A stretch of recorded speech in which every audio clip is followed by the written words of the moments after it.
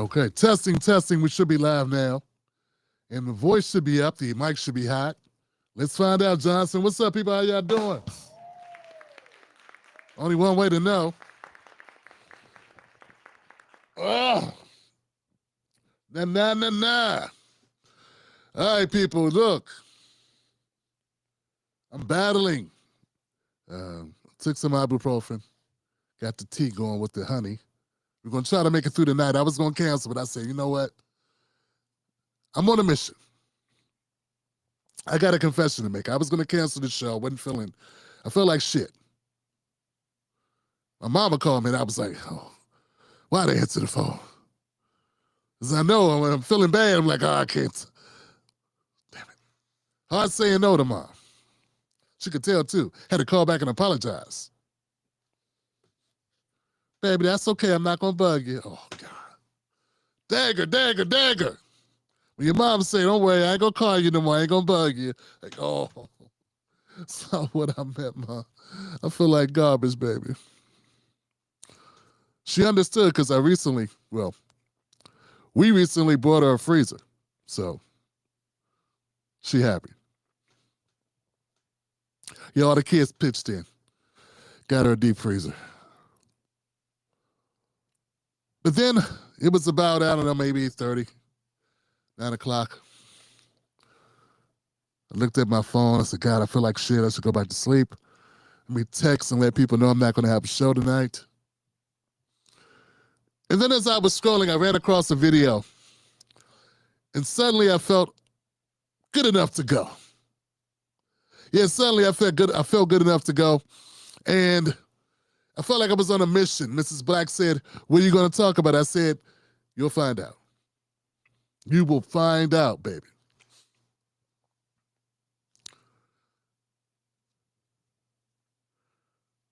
You know, there's a specific type of black person that white people love. He's the type of black person, or she, they're the type of black person that says all the things white people like to hear. Mainly that it's not their fault. Everything's fine, it's on us. Whatever's wrong, don't worry, it ain't you, it's us. They're articulate. They blame black people for everything that ever happened to black people. Right down to being sold into slavery and then brought and kept in slavery perpetually. They went to the right schools. They say the right things. They never make white people uncomfortable. And they get paid for it. Of course, I'm talking about Don Lemon. Yeah, Don Lemon. Don Lemon's a special breed. You know, overheard one time I was picking up some ice cream. There's a Baskin Robbins, right? And overheard a white couple discussing things. Discussing politics, which is bad here. I was in Charles County. You never know what you're going to hear in Charles County. It's in Waldorf. And one of the ladies said to the man, well, I don't know what the big problem is. I don't know why they have such a chip on their shoulder. And the man says, they've been listening too much to that Don Lemon. I could not believe what I was hearing, man. They think we listen to Don Lemon. That's when I knew. I dismissed it. This was months ago. I dismissed it as crazy white people that do meth, telling funny stories while high. But no, maybe they really felt that way. I just know I don't think it's true. So Don Lemon. It was a clip of Don Lemon that I saw tonight that made me feel like I had a mission and a reason to do a show tonight. And if I popped a ibuprofen and drank some tea, and this is my second cup of it, maybe I'll be good to go. I think I'll be good to go. You have to excuse me, moderators. I want to get right to it while The getting's good while the voice is still good. I saw this. And I think this will say it all.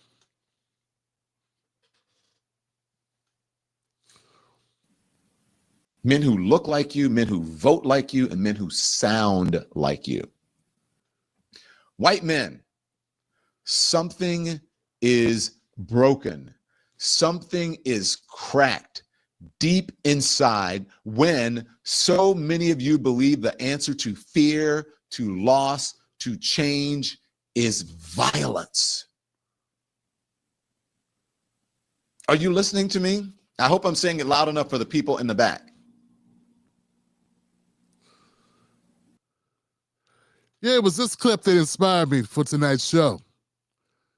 Something said, Tim Blackie's got to get it. Lemon Head has got to get it. Let me explain. It's not for the reasons that the cornballs would say, you know, the conservatives, the Sambo soldiers. That was a good one, Sambo soldier. Almost had an alliteration moment. Yeah, the Sambo soldiers like to say, oh, he's racist against the white man. It's as if there's anything black people can do to white people that could ever subject them to being inferior in this country. That's just crazy talk. I prefer to look at it like Louis C.K., who once quipped, oh, it's really nothing black people can say to me. Something like that. To hurt my feelings. Call me a cracker? Oh, take me back to the time when I owed people. Yeah, making me remember a time when I used to own people. Doesn't kind of have the same sting as the name of the people that were owned. So I don't know. So yeah, my beef with Don Lemon is that coming from that place where the conservative black men tend to come from. Black women too. It's not coming from that place. Not the place where the Sambo soldiers play, not their sandbox. What I'm talking about is something different. That's why I titled this, Black America is Paying Attention, Finally. Because I think a lot of black people see what I see, and that is, this ain't good enough, Don.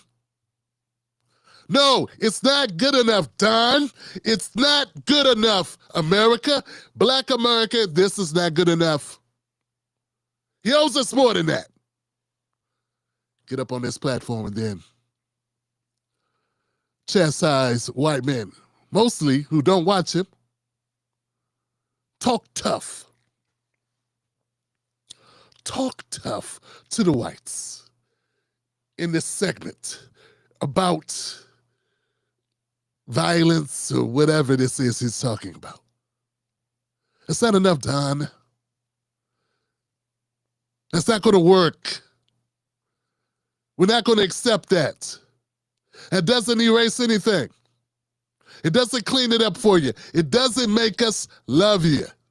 It doesn't make us want to embrace you and become your fan base. It doesn't make us forget all the Don shit you've done, Don. It doesn't let you off the hook now one time. Not even for one thing, Johnson. It doesn't work. That cheat sheet that you black elites use doesn't work. And I'm sorry for that. I don't even think I should call you black. Yeah, I shouldn't. See, when I saw the clip and I started thinking, I looked at the text here that accompanied the X post where I saw this clip, this video. And it says, Don Lemon says white men are broken. The irony. He's married to one. Now we all know Don's married to a white man. But see, this poster, the person who posted this, he went further. He said, he tries to correct them to earn credit with the black community. talking about Don. But let's be real. He didn't marry a black woman. He doesn't have black children. He doesn't live in a black neighborhood. He doesn't even know what it's like to be a father because he's never had one. He was raised by his grandmother. Oh, and I forgot, he's half white. So who is he exactly speaking for? Or who is he speaking for? Exactly. Exactly nobody, right? He's speaking for people. Now, this is there's levels, because when I saw the clip, right, it wasn't just this. It was down here at the bottom. Charlene Cooper. I wasn't just mad at Don. I was mad at Charlene Cooper. Yeah. Charlene Cooper pissed me off. She didn't just give Don 100, meaning that he's speaking power, he's on point, way to go, Don. She gave him all the hundreds I think you can give in a post, in a single post. I don't know how many you can give. There's a lot of hundreds in this post. That's how much she thought Don was on point with what he said. So that meant to me that Charlene Cooper was buying. Not only did she buy what Don Lemon said, she brought it, took it home, put it on her mantle, right next to the bust of MLK, Malcolm X, and Obama. And that's when I knew I had to come out and say something. I had to do this content. Because Don's getting away with it. He may not be getting away with it with me, and some of you watching are going, oh, God, Tim, we know. What about those of us who don't know? What about those of us who work so damn hard or so busy and who are so soured by our system and so soured by how America treats black people? Everywhere we look, we see it in the media. We might not even see it everywhere we look. In fact, most of the time you look, you don't see it at all. America's a pretty segregated place.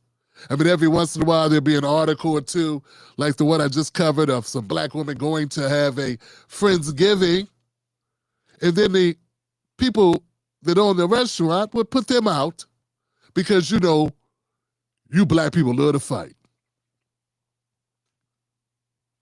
Every once in a while you get a story like that to remind you.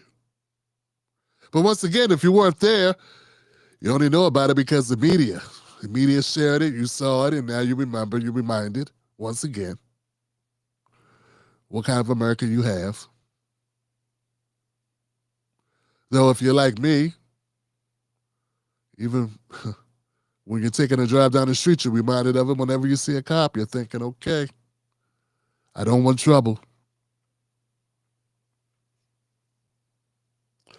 So who is Don speaking to exactly? He's speaking to Charlene Cooper, who believes in him, and all of the lemon heads. Imagine thinking Don speaks truth to power.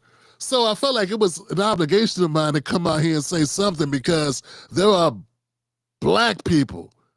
Charlene appears to be black. I mean, I can understand if you're white. I mean, white people listen to David Pakman. I can't stop them. They think David Pakman's dropping truth bombs. Only bombs David drops is in his toilet.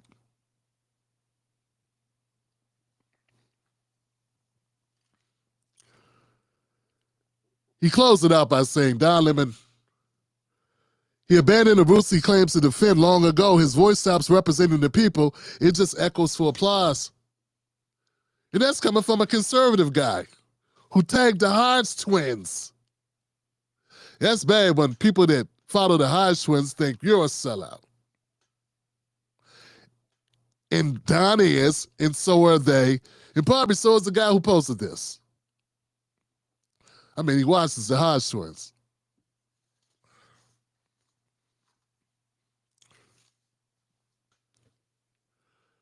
My broader point is this, fam.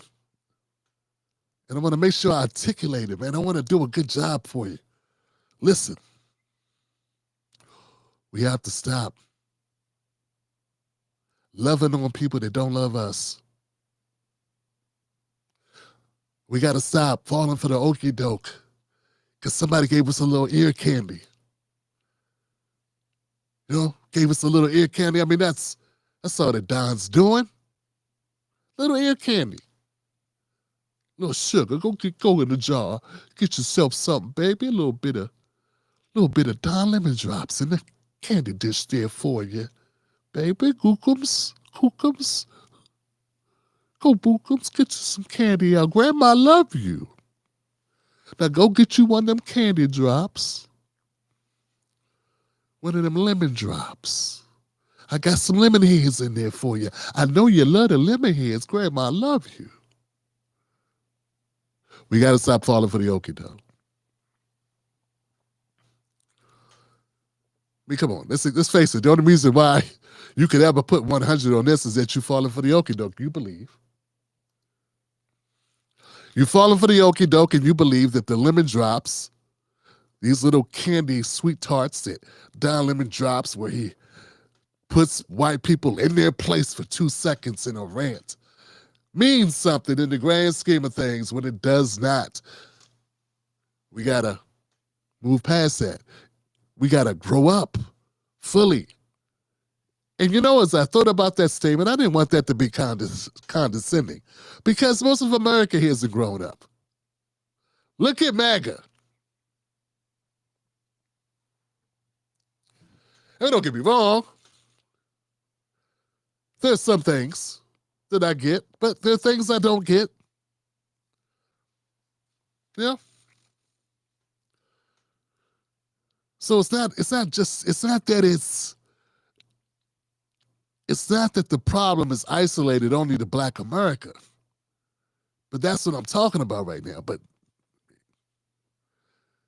I'm sure there's been many books written about Donald Trump's effect on the poor whites. How it's kind of crazy. You know what I'm saying? Like this candy, I mean, the showman of Donald Trump has done a lot of candy dropping it. And before we get too punchy on Don or on even Trump, you got to look at Zoran and say, how much candy did he just put in the jar for them people in New York to go for a guy who had never had another job doing anything? And now he's the mayor of the largest city just because he said candy things. Things that sound good right now, they sound sweet. They're good to the ear. Pleasing to hear. We gotta do a better job at that collectively. Like I said, some of us get it, but some of us don't. But finally, more of Black America's waking up. Here's the deal. Here's the rule. We can't judge a person on just what they say. We got to look at what they do. And what has Don Lemon done in 20 years that can make you go, oh, except say words occasionally. Very occasionally. Very, very sparingly. Anything pro-Black is said by Don Lemon. Because he's not even Black, and he didn't grow up Black, he didn't grow up with Blacks. He's not married, but nothing about Don is Black. You know, when white people, which he's half white, just like Obama, when white people use Blackness to lull Black people to sleep, we go, we felt offended when Hillary Clinton started talking about hot sauce in her purse. To this day, we don't know if he really does, in fact, carry hot sauce in her purse. She could. But that wasn't the point, was it? The point was the tone, the condescending spiel, you know? Is it working? She thought that was cute. But people that already distrusted her saw it as evidence that they were right. She should be not trusted. See, we got to be able to see past that. And my thing is this: don't tell me you ride for me. Don't tell me that you love me. Don't tell me that you care about me. But when I bring up an issue like immigration that impacts black people adversely, that is hurting the hell out of black America right now to this day, the immigration policy of the Democratic Party, did Don Lemon call out Biden for it? No. He did not call it out. And to me, that's my litmus test. That's my litmus test. Because if you can't say, hey, black Americans, if you're going to say black Americans have been treated this way in this country and we face all this discrimination, how can you then square that with new people coming in and those people getting hired over black Americans? If you know it. You already said you knew it. You understood what we were going through. You just said it. Then why would you support another class of people coming in, another group of people coming in to serve as a buffer again against black America, to undermine us, to put us more at a disadvantage than we're already disadvantaged? That's several disadvantages to overcome. It's one thing to have to compete in America against racists, and to compete against other blacks, and compete against all the landscape here. It's another thing to bring the whole world to our doorstep and say, compete against them too.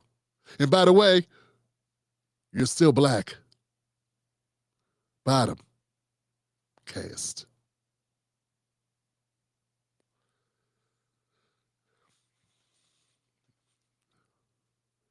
You can't say that you advocate for black America if you're not advocating for, or if you're not critical of our border policy under Joe Biden. And if you sat back for 4 years and watched that travesty take place, and you didn't say nothing, and you had a platform, and you're Don Lemon, or you're Joy Reid, or you are whoever, you then, Joy Reid does the same thing, you then do not get to go drop a couple of bombs, throw a couple haymakers at white people, and act like that did something. We get that out of Tim Wise. And he does it more effectively.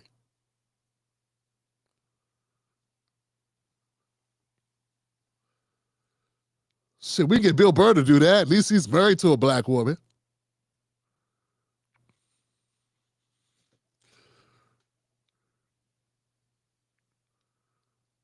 So we got to demand more. We got to see through it.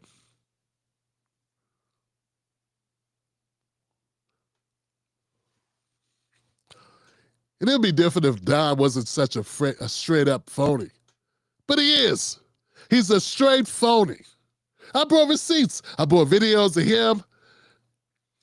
I was going to play him. I don't know if I will now. Having a good time just talking to you about it. How can Don Lemon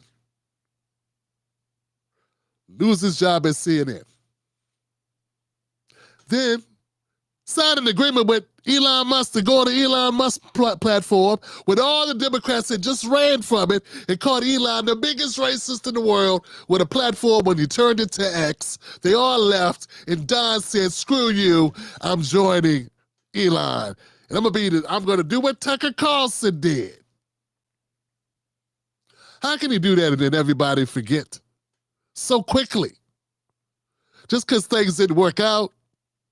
Or you think things didn't work out between Elon and Don because Don was the bigger person? How's the weather on Mars?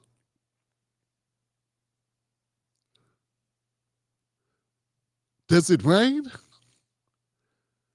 Will I need sunblock?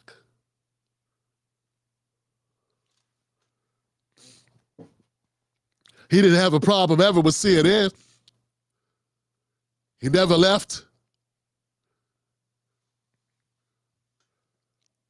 So, that guy right there that would go work with Elon Musk after all the things he said about Elon Musk. Nah, that guy doesn't have integrity. He can spell it, but he damn sure cannot represent it. He can't display it or exercise it or execute on it. It's foreign to him. But once again, this is not even about Don. Insert name of sellout. Sambo Soldier. Insert the name. Doesn't matter who you insert.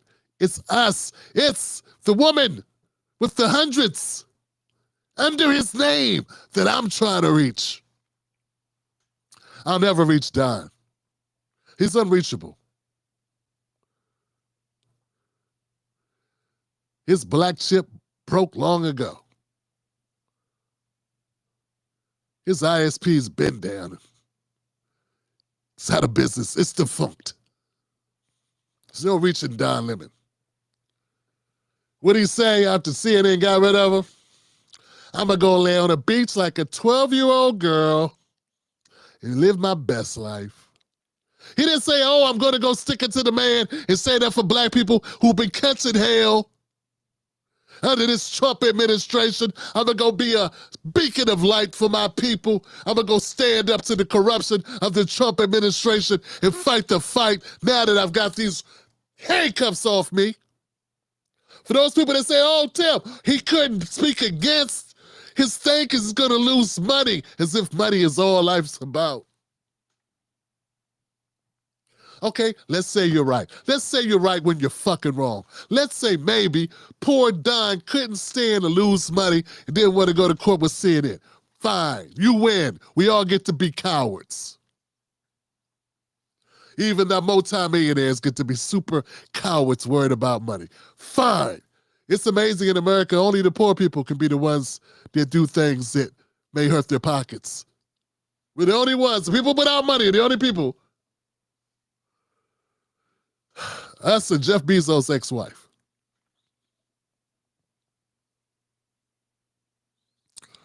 I'm trying to tell you, man. But where was the proclamation? Where was the declaration? Where was the foot in the sand? Where was that stiff back? Where was that bald fist? Where was that furrowed brow? Where's that pissed off look? You know, the one that says, I'm about to whip somebody's ass in here. Where was the Terry Crews face? Bugging-eyed minstrel show shit. But mean it. Be authentically be really pissed off. What was the Faison Love? What was the angry Faison Love moment? At the airport moment where he was about to, where he went in and he said, I'm going to declare it and I'm going to body slam the system and I'm going all in. There is no moment like that because it don't exist because that ain't him. So this ain't about him. It's about the person who wrote 100, 100, 100, 100, 100 under a lying ass Don Lemon, gaslighting us, playing with your emotions, laughing at you, pretending to be something he's not, playing a media game. And you wanting to hear that bullshit, make you feel better with him doing anything when he had all of the agency to do something. Instead of saying he was going to shake up the world, and he was going to do all these great things, he was going to stand up for Black America, and all he wants to do, oh, he kept selling that lie. What did he say when the things with Elon didn't work out? What did he say?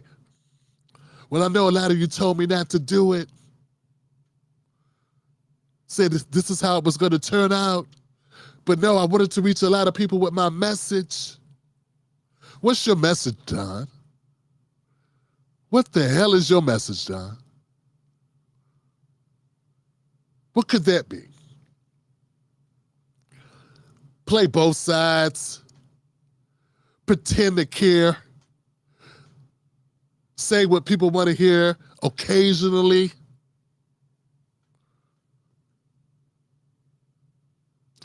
Yeah.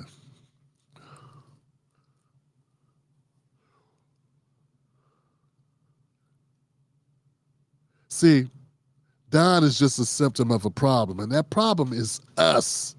Black America, this is our problem. We got to fix it. And each one of us has to look internally and make a decision.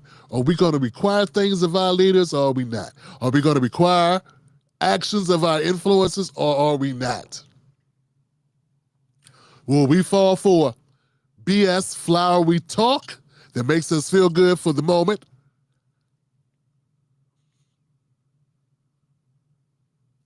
The Dr. Umification.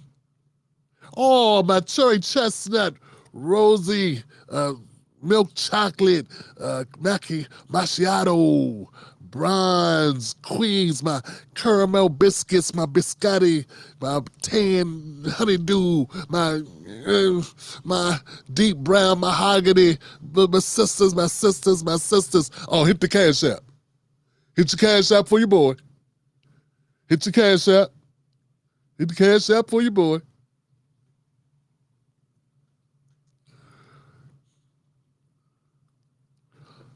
Are we going to fall for the pandering?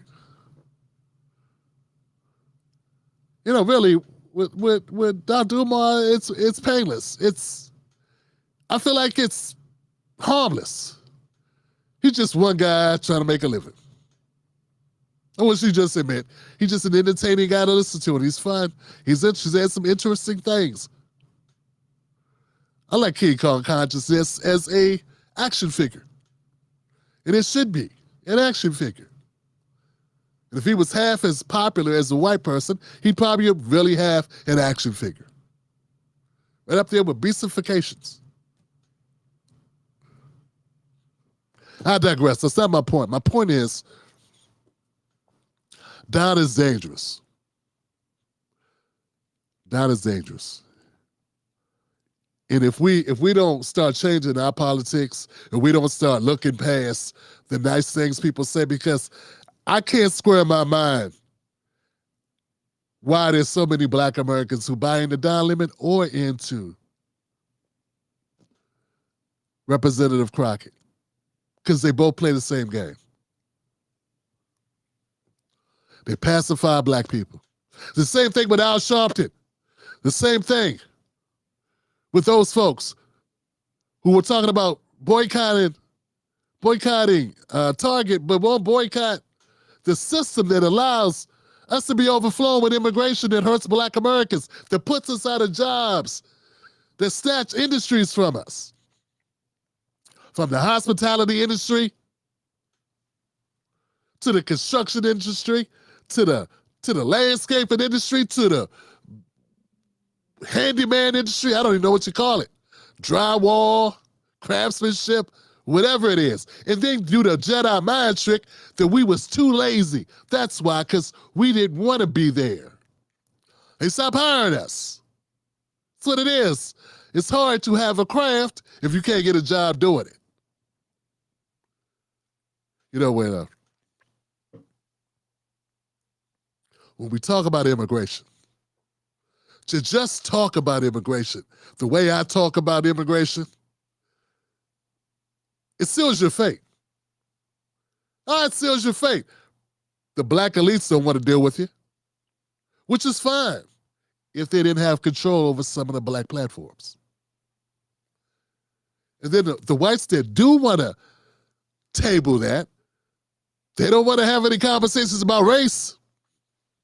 They just want to use you for your part that's going to seem xenophobic or will hammer immigration. But as soon as the word Black comes up, as soon as we start talking about Black shit, then they go dark. So it really puts you in a nowheresville. Except you're right. It's right.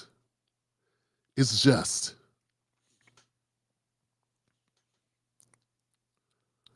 So they could be upset. They could be upset with me. They could be upset with you. They could be upset with all of us who say, what happened to our Black jobs?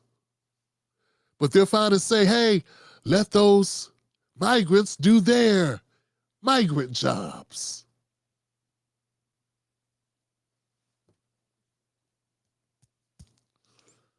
Doesn't mean you can't be a lawyer, Goofy. Doesn't mean you can't go be a surgeon. Last time I checked, Black men make up 4% of all male surgeons. 4 or 5%. You see those movies where there's always a Black person there that's a professional, a lawyer, a doctor, and they're making key decisions. That's the movies. 90% of the time, 95% of the time in the real life, when you would see that scenario play out in real life, if you had a camera crew walking around with you, like your name was Gary V, or you were filming Suits or some shit, it'd be white, or Indian, or Asian. It wouldn't be black.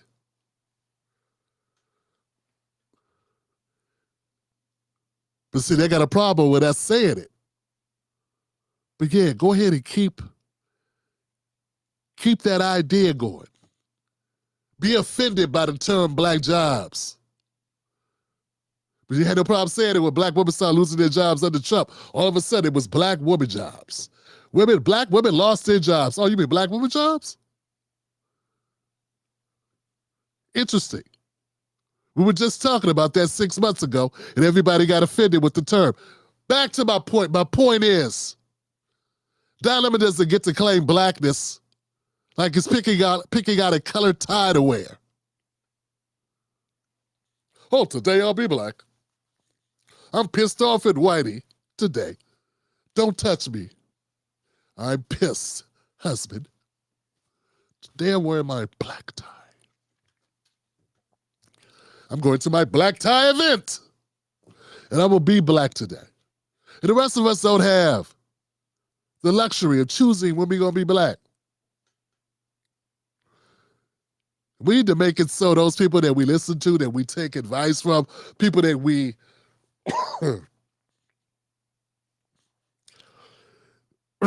people that we allow into our psyche as media, we have to start demanding that they take blackness serious too. That they remain black all the time.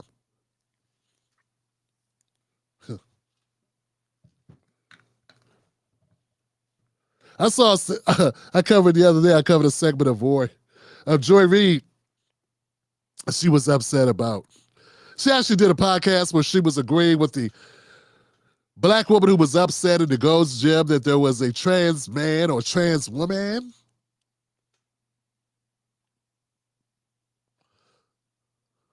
A trans woman. Trans man in the woman's shower, in the woman's locker room, and then she saw him naked with male body parts. Joy Reid she was in a podcast, her Joy Reid or Read to Read podcast.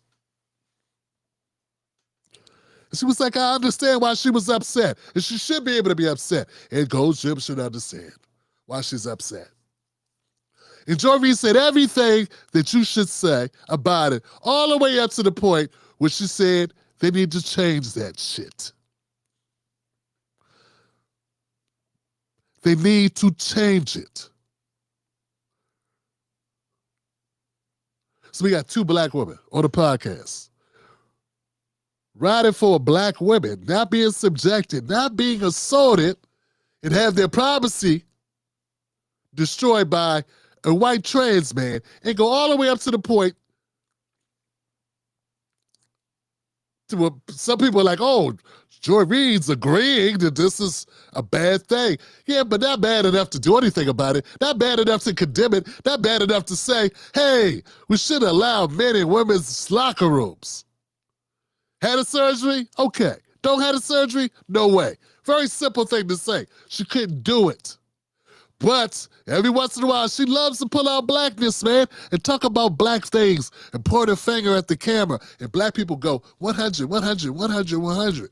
And if you don't stand on blackness, if you can't talk about immigration, but when it's time for immigration, she does what? She does the right thing, doesn't she? For her people. Everybody needs to come here, like my parents did. My parents are immigrants. What the fuck does that have to do with the rest of us?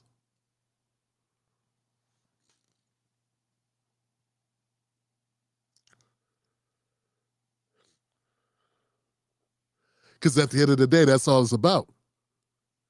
Them. It's about them. And it's about Don. It's about Don and what's going on with Don and CNN, about him losing his damn job. That's what it was about. It wasn't about you. It was about the fact they fired him, and every once in a while, he gets pissed. I can't believe they did this to me. They did this to me. And I'm half white and gay. And then he puts on his black tie. And for that, you should not give him 100 times. You should not go, oh, Joey's in her bag today. Motherfucker, we in our bag every day. I'm in my bag every day. I'm in my bag so much, the bag broke. Fuck out of here.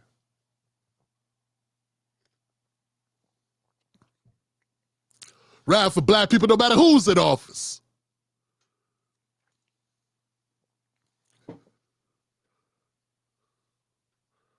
So that's my point. If you can't advocate for black America, you are not advocating for black America. If you can't call out the corruptness of our border policy, how it displaces working class Americans, working class folks out of opportunities, it lowers the job market, lowers the wages of those, everybody affected. And the only people that are happy with it are employers and people who are migrants and their friends. Oh, and a couple of goofies who don't really care about what happens to poor people or working class people, particularly black people.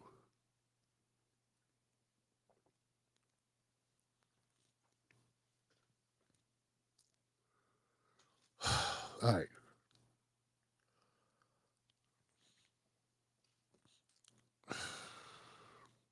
How we doing?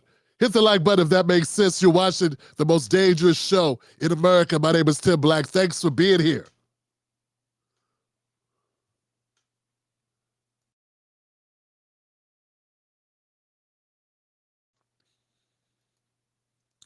Think I'm gonna jump off it. I got a couple clips I'll play. We're trying to make a show of it. Give it up for my moderators. Black Mamba, Ebony, and Buck Beauty for being here, moderating. Thanks, guys. Running a little late tonight, but as I explained, couldn't be helped.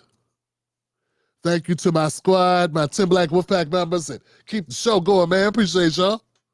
I do. I appreciate you.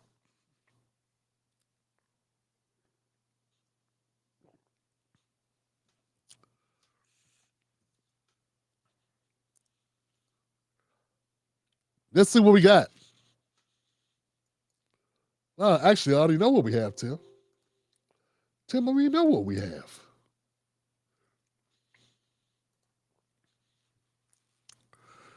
Yeah, we're going to put a separate video out of Don Lemon. I've got other clips. I didn't need them. Maybe I'll put some in the video. Maybe I won't. I think it's a direct line. A straight call out works best.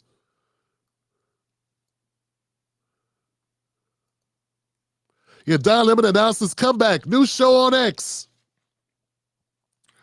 Yeah, when Aunt Audie decided that Elon was garbage, he wanted to do a show with Elon. Now Elon's Hitler. Now Elon's the worst person that walked the earth. Was it when you wanted to go team up with him and collaborate and go into business with him via contract when you wanted to be the Black Tucker Carlson? What the problem then? When you wanted to stick it to CNN. You wanted to stick it to CNN.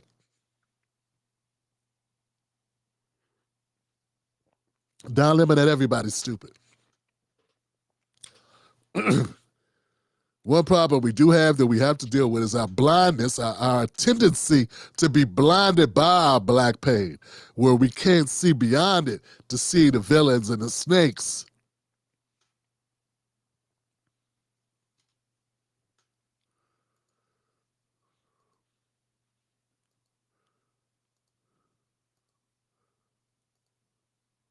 Funny or not because you don't like it. Comedians are artists. They're part of the people that we are supposed to protect, especially as it relates to freedom of speech. They give an idea about what's happening in the culture. They do it with humor, and oftentimes you learn things when they say the truth is often spoken in jest. I don't remember you being that way when it was Dave Chappelle making jokes. I'm trying to recall.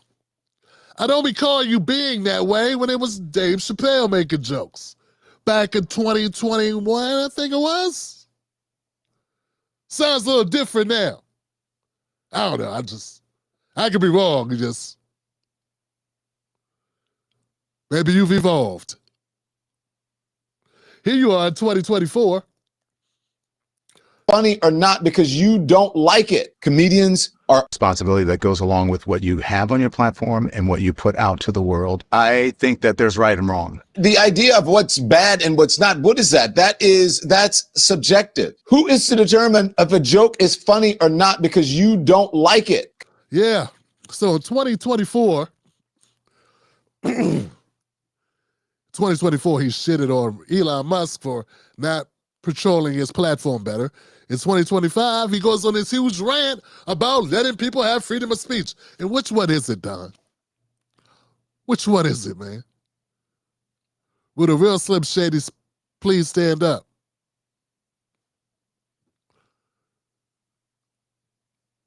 Who's that knocking at my window? Pow. Nobody now. All right, guys, let's keep it moving. Enough time. Hit the like button, share this on your platform. We got X. Welcome to, hey, X people. Hey, Rumble people and Facebook people.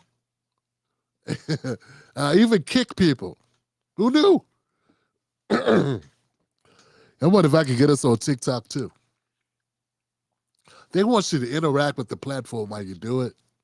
They don't want you to do a show. They want you to do like I don't know, a white table, whiteboard. Let's keep going, Johnson. All right, hit the like button. That helps us in the algorithm. I can use it. On deck with Tim Black. What I was trying to say is we don't want to send kids mixed messages about coming home from prison, being celebrated, you know, feeling like you got to go to prison and do 30, 40 years to be celebrated. I think you guys misunderstood that, misunderstood what I said. Wasn't saying that it was wrong to be celebrated, but we don't want to send a message to the kids saying prison is great, that you want to go home, go do 30 years and come home.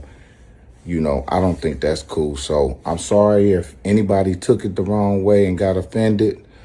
I love my brothers. I've been incarcerated myself. I understand what that is, but I might have said it the wrong way, but I mean well. And I love you, brothers. Free my brothers that's coming home. My man Derek, free all the guys that's coming home, man. And about the food stamp thing. The food stamp thing was misunderstood too. What I was saying is that we need to break the cycle of being on food stamps. There's 3 generations of people that have been on food stamps. Of grandmother, mother, and daughter, that's crazy. We gotta do better. We can't think that we need assistance. I know there's some people out there that need assistance. That's well, fine, and understood. But there's people out there taking advantage of the system that's not good. So just want to apologize if I offended anybody. Tim Black's BS detector. Tim Black's BS detector. Tim Black's BS detector. Okay. I hate when brothers got to come out and say all this. They got to come out and got to say all this. I guess because he has such a large fan base. I mean, most people knew what you were saying, when you were saying it. They got it. But let's take it. Let's pretend. Let's take it in pieces, okay? So, there isn't anyone, I believe, that has actually been in prison for any long length of time, any amount of time more than 2 seconds, that was there for long enough to be there and go, hey, this is not fun. That would say, we should make this seem like a good place to be. We should make this feel like a rite of passage. We should keep this normalized. See, I believe that the best advocates to talk about this issue and to explain just how uncool it is to go to jail will be people that win. Yeah, I cannot imagine a whole lot of brothers who went to jail who are now out, living their best life, or trying to live their best lives and loving their kids and loving their wives and building their business or working their job and trying to buy a house or trying to buy a new car or trying to fix up what they have, whatever it is. I have a hard time imagining that they didn't agree with you. I have a hard time imagining that they don't think, hey, man, this whole culture, maybe that they grew up in, maybe there was a culture that exists. Not everybody grew up in that. Some of them got caught up in that, right? But most of them will look back and say, that was some bullshit. That culture of it was acceptable or allowed or even respected to go to jail. Damn, that's horrible. So it's just a shame that Mike Epps thought it was necessary for him to come out and explain that, because particularly knowing his backstory, and if you know the guy been to jail, he's supposed to say it's not good to glorify.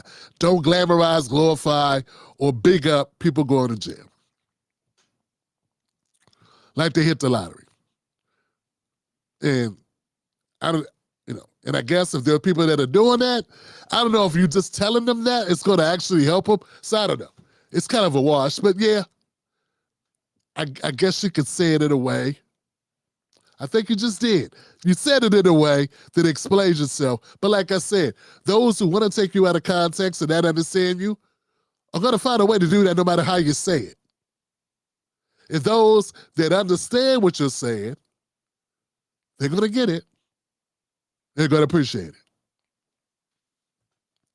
And no matter what you say, there are going to be people that disagree with you. That's just the nature of saying anything. So now the other part. This is a little bit more detailed, because there are people that are on hard times where they need to fix a gap. There's something going on, there's something happened, they lost a job, or someone got sick, or whatever, and they're in a situation where they need assistance. And that's one thing. And it's a whole other thing to be a person who has intergenerational dependence on public assistance. Well, that's been a lifetime model from grandma to mom to them. That's a different thing. And just saying you need to get away from that probably isn't enough to help those people either.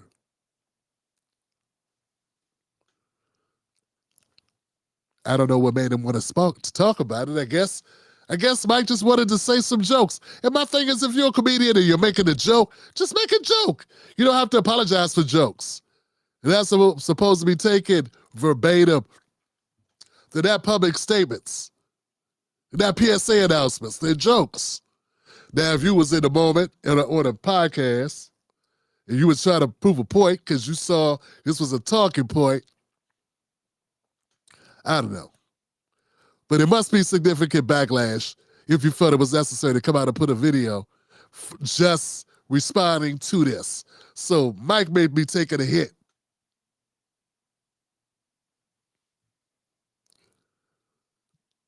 I get it.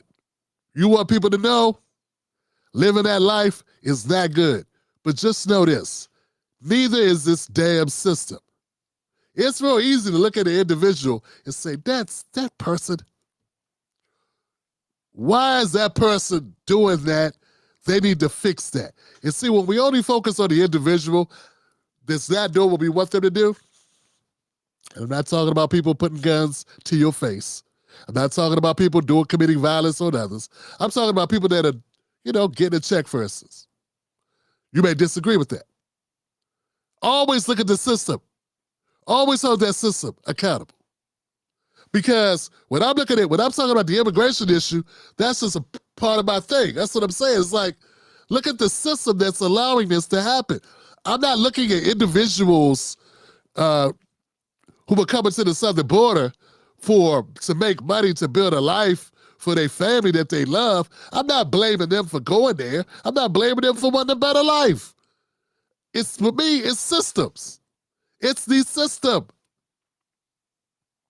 Their body enabled all of them to come without making them go through the process, knowing we over here trying to make it. And not saying, oh, we need these workers, let's train our people. Let's do this. We've been talking about this H-1B, this HB1 visas, H-1B visas for so long.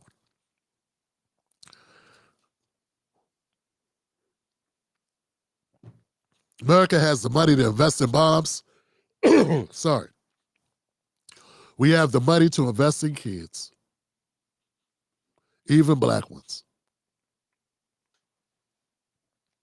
If America has the money to invest in bombs, if America has the money to give Israel to bomb, if America has the money to give Ukraine to bomb, America has the money to give these schools to invest in these kids so that we don't need to give out all these visas.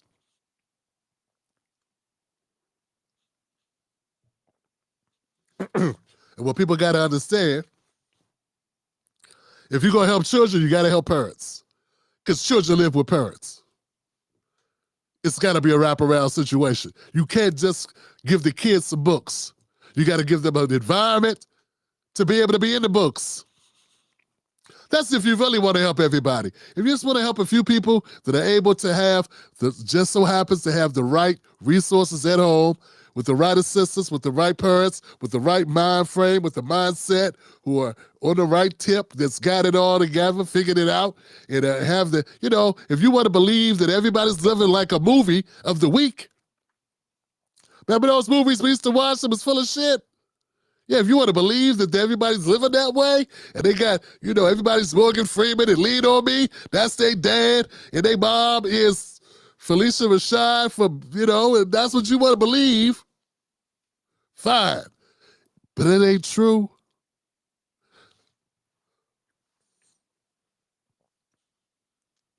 And all I'm saying is, if you're going to make the argument, that's why we need to give out H-1B visas, so that's why we need to open up the border, because we can't get these people in the country. What are we going to do? Have our corporations wait? What are we going to do? I just think there's other things we can't do. But anyway, back to Mike Epps, man. Mike, I agree with Mike, but I didn't hear his words verbatim. So maybe it's the way he said it. I'm sure it was kind of flippant. And then Mike could get a little salty a little bit. I remember he get a little pissed off. Maybe he was a little salty at the time. But that sounds like Mike. Sounds like Mike is don't want no trouble. But see, I do want trouble. Yeah, when I say things that get you pissed off, I want you pissed off. I'm saying it with intention. I want you to have to wrestle with it and have to figure it out, and then be upset or be in agreement or a disagreement. I don't want that for lukewarm. And that's part of, that part I do hold Mike accountable for. Dude, if you say something, you want to help black people, sometimes some black people not going to like what you say. And that's fine. There's a whole lot of black people don't like what I say. And they let my ass have it. And they let me know it. With money, with support, with bad comments, mean comments, long emails, ignoring, turn their back, all that stuff. I get all of it. Mike, if you love black people, you got to love them more. You got to love them so much, you're willing not to have them love you all the time, everybody. Because that's what being a leader is about. And if all you want to do is be the funny guy, you want to be the cartoon character, fine, Joe. Stop talking about important shit. Go back to talking about taking a dump in the toilet, and the toilet got stopped up, and time you was doing drugs and scratching your head a lot, and just make goofy, be Tay-Tay. But it's hard to be Tay-Tay and Fit-Tay. But if that's what you want to do, then keep doing that. Just know, no matter how much you try, bro, you can't please everybody. Don't even try. All you do is dilute your original message, which was nothing wrong with it. Nothing wrong with that. It's a whole lot of people that believe that shit. But as long as you come from a place of love, as long as that's where you know you coming from, as long as that's it, let them take care of the context. They really want to know who the real Mike is, let them have to watch the actual clip. All right. Once again, you guys let me know. But like I say, I can't worry about pleasing everybody. Try to please everybody, you please nobody, not even your damn self. Let's keep going. I got a couple more before we're done here. That last one I got is a banger, Johnson.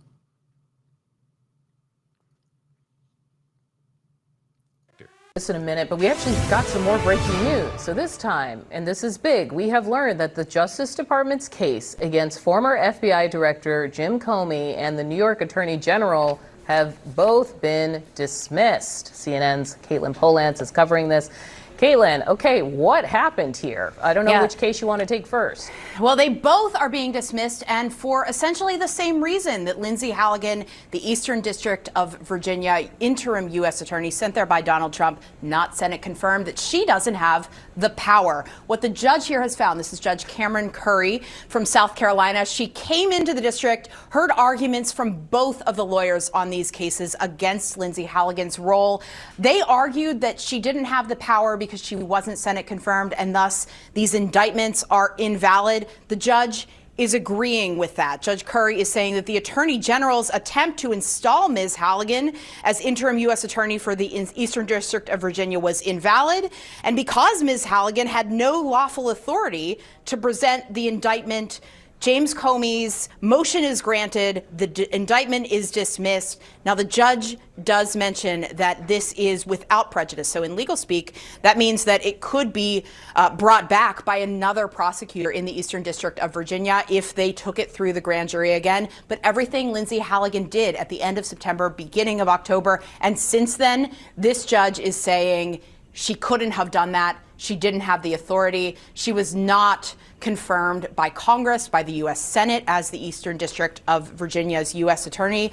And thus, the president went out of his bounds, and the Attorney General, Pam Bondi, also overstepped her bounds in sending Lindsay Halligan into this district to get these indictments against both Comey and James. Audie? Next on deck with Tim Black.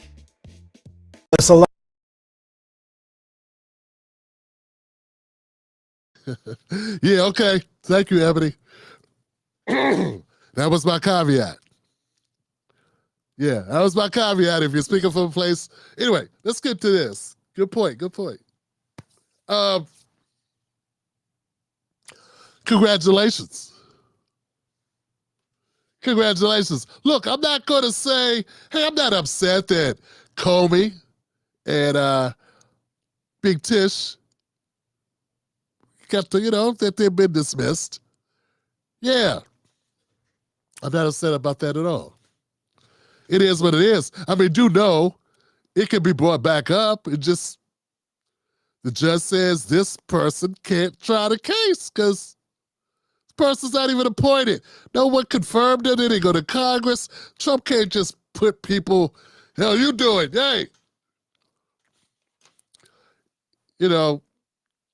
Charlie Kirk famously, Turning Point CEO or President Charlie Kirk famously said he felt uneasy when he saw a black pilot, as if black pilots didn't go to pilot school. As if whoever chose pilots needed somebody to be a pilot and just looked outside one day, saw people sitting in front of a liquor store, saw a black man and said, hey, you want to be a pilot? Come with me. Don't worry. You ain't got to know shit. Just put on this suit and you'll wing it. Well, that's sort of like the same concept Trump used just now, because Trump basically said, you want to be a judge? You want to be a DA of Virginia? Last one wasn't doing what I wanted to do. Come here. I work at Home Depot. Doesn't matter. Come on. Yeah, I actually don't know. I'm assuming this person is a lawyer. But no, you just can't grab people out the blue, grab anybody you want, because you think they're going to do what you want done, and they just go do the thing. And there's got to be checks and balances. Good for you, Tish. I'm glad you dodged the bullet. The only thing bad about this that I will have to admit that I'm not looking forward to is Tish gloating. I don't like that. I don't want to see that. I don't want to see Big Tish gloating. I don't want to see Letitia James gloating. Ha ha, Trump. Her and April Ryan. Too badly spoken. I was looking at April Ryan and there was a video of her, Don Lemon, and Nicole from the 1619 Project at a book thing at Poet and Prose here in DC. And I was thinking, Jesus Christ. Do these people know that April Ryan is an off-putting person? She really is, man. I'm sorry. I don't know where that came from. Just something I saw. Yeah, but I can only imagine how difficult it's going to be around Letitia James in the coming weeks as she gloats and I'm going to fight all this long-winded bullshit about Trump. It's just... He don't think damn New York. We don't do that, New York. I'm so tired of hearing that shit. We don't do that, you guy. I'm so tired of... Yo. No one found you innocent. Neither one of you. Nobody found you innocent. You all did something.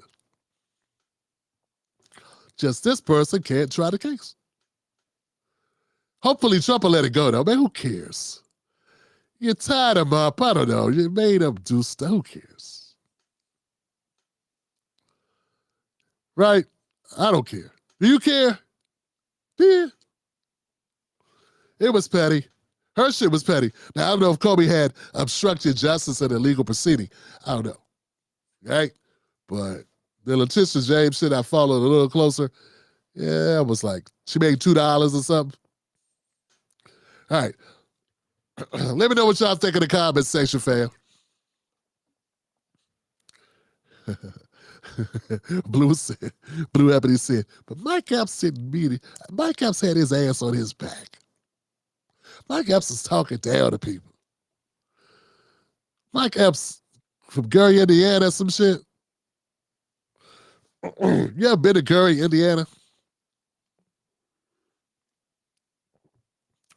Lucky you. I'm trying to tell you, yo. Damn. No, don't do it. Next. I'm just saying, as far as industry, I didn't see one. That's all I'm saying. I didn't see an industry.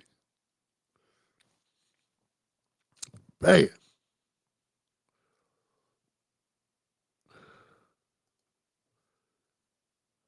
Salon owner and 2 of her employees have been arrested on kidnapping. On Deck with Tim Black. The salon owner and 2 of her employees have been arrested on kidnapping and assault charges. Thanks for joining us at 4. I'm Guy Rawlings. And I'm Brittany Decker. This comes after a video went viral of the employees pulling a woman's hair and locking her inside the business until police showed up last week. We have Michael Higdon with the latest details from the breaking news desk. Yeah, it was an intense TikTok video with more than 1 million views showing a Birmingham woman's experience being locked inside of a braiding salon and having her hair pulled out over $50. The suspects have been identified as Asatu Camara, Julia Ondo, and Gladys Nzinga Kumba, all of Birmingham. They have been charged with kidnapping and assault in connection to the incident that happened last Saturday at Mama Gifted Hands on Parkway East. Jessica Odom, the victim in this case, told WBTM 13 she texted the salon owner directly to book her appointment. In the text messages, you can see how she asked how much for boho knotless braids, and the owner responded with $200. Well, apparently human hair was used to do the style, and the owner said she owed another $50. Odom said she started walking toward the door when the owner asked her for $30 instead of that. If she couldn't pay the $30, she could sit down so the owner could actually cut the hair out. Well, that's when Odom claims the owner locked her inside the salon. Odom said that she tussled with the owner and other employees while trying to unlock the door and finally got it opened when she felt someone grab her by the hair. Odom said that they pushed her back into the salon, locked the door again. In video that you see right here showing the employees pulling on her hair for another 30 to 40 minutes until police actually showed up. All suspects were taken into custody without incident today. They remain in the Jefferson County Jail without bond. Tim Black's BS detector. Tim Black's BS detector. Tim Black's BS detector.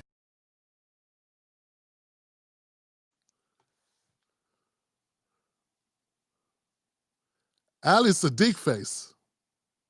For real. Now, when I was saying we need to boycott the African braid shops, there were some people like Tim Black, no Tim, the diaspora. Yeah, okay, diaspora now.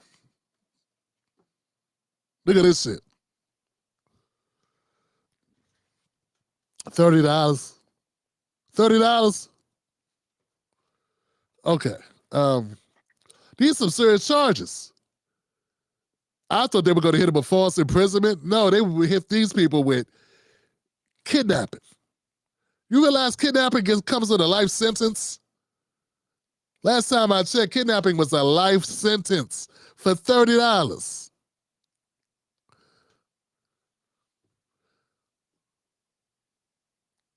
I don't know, but the disrespect is serious though, fam. I'm not going to spend time telling black women where to shop, what to do with your money. You know what I'm saying? I'm not going to do that. What I will say is that, I don't know, it's an isolated event situation, right? I don't know. Let's just talk about these people. Okay, let's talk about, because I don't know how many, I haven't done any research. How often does this happen? I have no idea. I got it, but I do have a feeling. Here goes one thing. Here goes something.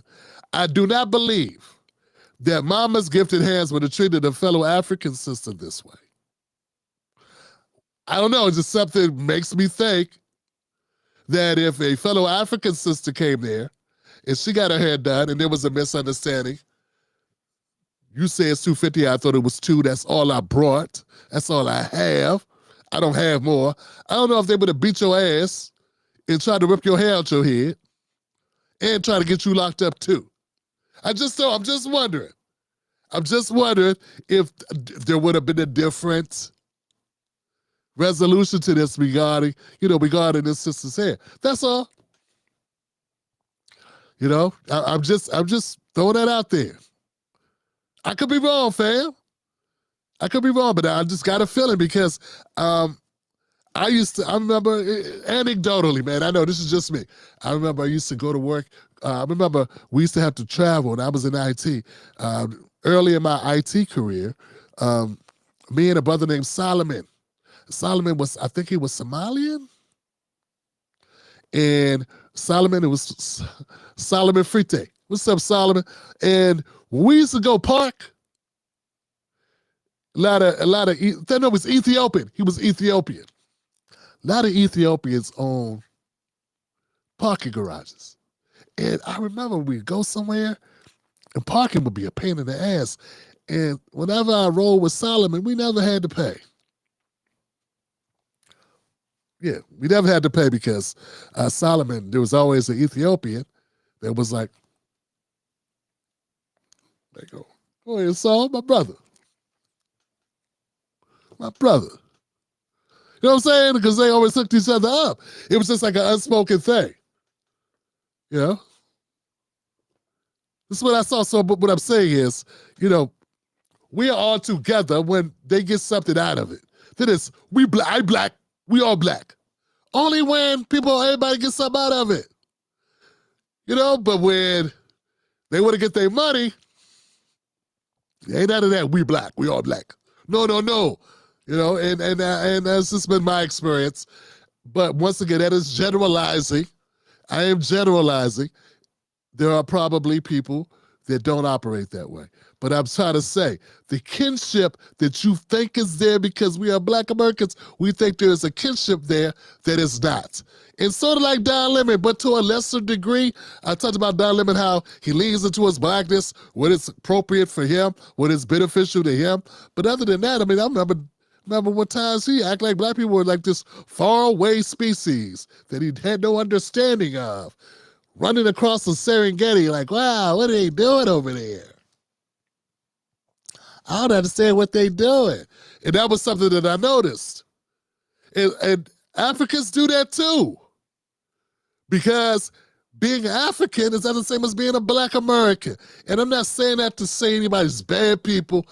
It should really just be accepted. Like I was telling my wife the other day, I was watching something. We were watching the Eddie Murphy because she had an opportunity to watch Eddie being Eddie on Netflix. And it was a boomerang scene that had Grace Jones in it. And in the boomerang scene, Grace is there. And I said, Grace never tried to carry it like she was a black American. Grace Jones always said, her ass was African or whatever she was. You know what I'm saying? She never was like standing for black people. She was standing in her Africanness, her UK-ish, whatever. I don't even know. I know she's from somewhere, but it ain't here, Johnson. And I would say that was back in the time when Africans stood in their Africanness and they were authentically African, and there was no assimilation to that regard, and that was okay, and that was fine, and they were like an exotic thing where it was like the way the media treated it. It was the narrative was, these are Africans. And I'm just saying, it just was. And how that's kind of changed over time. I think white people just got tired of black Americans going, hey, give us money, give us stuff. Hey, give us wars, do this, do that. White people was like, we're just gonna hire people that are easier to deal with, that look like you, and they can do your accent like Idris and Adris, Samdris or Beadris or Subdris. They look like you enough. And they're doing a good job of imitating your voice and your slang, so we'll just hire them. Then,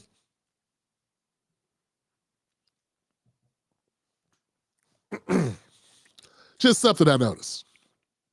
And like I said, that's not the dog, man. I like Brother Idris is amazing. You know what I'm saying? Brothers, and Damdris or Samdris or the guy from Sofo, I forget his name. And there's several other African actors, if you know a lot of them, they're good at what they do, and I'm not saying that. I'm not dissing. But what I'm saying is, there is a difference. And I'm going to stand on it. I'm going to down the mountain. Unlike Mike Epps, I'm going to down this mountain. And I'm going to say, if an African woman went to that African braid shop, Mama's Hands, and she misunderstood about the price, and she paid them $200, and they say, oh, you owe us $30 more. They wouldn't have caught a charge trying to get the other 30 or 50. No.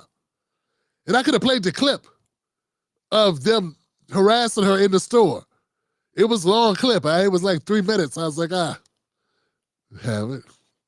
It was bad, Josh. It's bad. And they basically didn't care. And at one point, they were almost like, she's like, I'm going to sue you. She said, I'm going to shoot you. I'm going to shoot you. She's like, no, I didn't say shoot you. I said sue you. She said, I'm going to sue you too. She said, you ain't going to try to hurt me over this hair, is you? You wouldn't shoot me over hair, would you? Umbufu? For real? That's what we doing? We killing sisters over a tip? Because $30 is tip money. If you just spent $200, fam, it's not like she did a dine and dash. She paid $200, and the woman's like, show the money so I can see it on the camera. I gave you $200. It is not like I showed up and ran. I see that happen. I see the sister somebody try to skate and give no money. And that sister was like, you ain't get out of here. That's still false imprisonment. Keep her ID. You gotta start taking people's ID when they come in or something.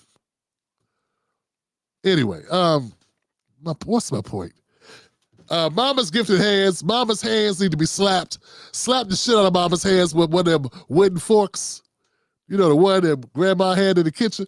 Hit her with that shit, because this was uncalled for. And once again, you gotta recognize everybody's your friend till money. That's all I'm saying.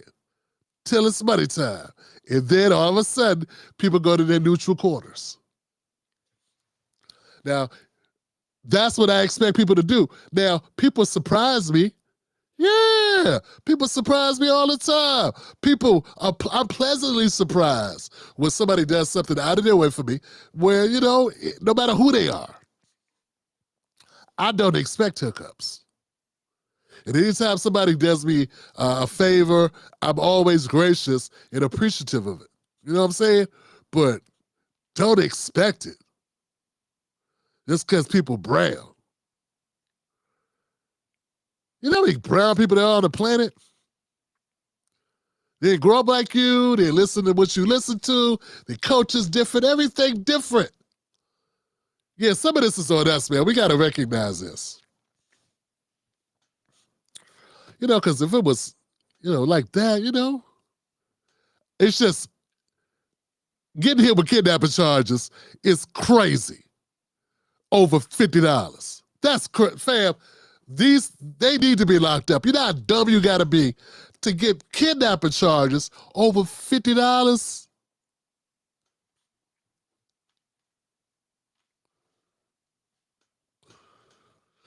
Let me know what y'all think, man. Sisters, particularly sisters, I want to know what the sisters think. I think I'm calling it correctly. It's my opinion. You know what I'm saying? It's my opinion.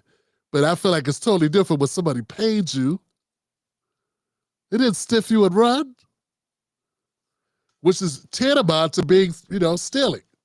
When somebody like snatch and grab, when somebody steals your time, that's even worse than stealing your time. When somebody, this worse than stealing, when you sit in somebody's chair and then run on the bill.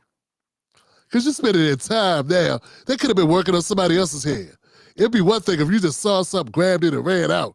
But you mean to tell me? But that's not what happened here. What happened here was a miscommunication. But see, there we go. Goes back to culture. It goes back to bias. I bet she knew she didn't have that money. You know how they do. You know those akata. You know how they do. And look, and some of my African friends, you know what people say about Black Americans when we're not around. You know what y'all say. You know I'm right. You shouldn't trust her. I don't trust them. There are people that will say that. I know it, you know it. You know, this show, we say it because that's the truth. All right, guys, I want to thank everybody that's tuned into this show tonight. I appreciate y'all. Thank you, moderators. Buck, I hope you get better soon. Hopefully, I'll be better for Wednesday. Yeah, Wednesday. Hope I'll be better for Wednesday and don't have to wait till Friday. I take medicine right after this show and try to get some sleep. Shout out to the Tim Black Wolfpack. Shout out to my people holding it down. Thank y'all.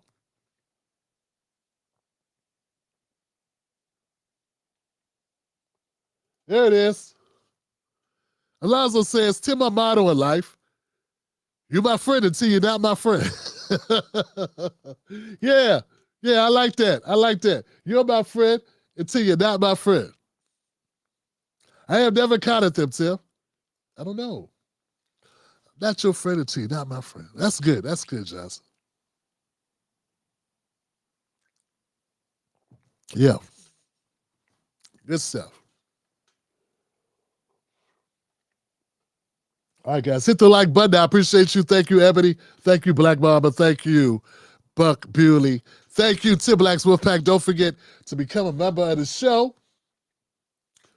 It's a big deal for me and us. Go to Tim's Take Live on Patreon.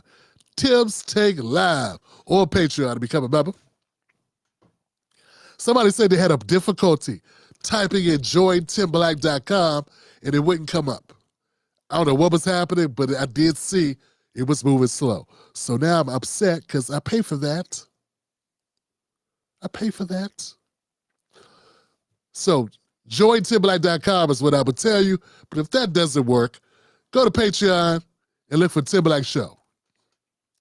And then you become a member for starting at only $5 per month. So I appreciate you. Or you can join on YouTube. All right. Much respect. Remember, don't let anybody take your cornbread, Johnson. That's your cornbread. You got to keep it. And as always, fam, I have reasons for doing what I do, just like you do.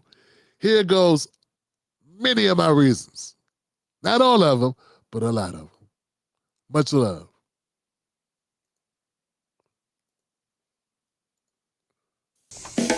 Now, there you go. I can wait till it's my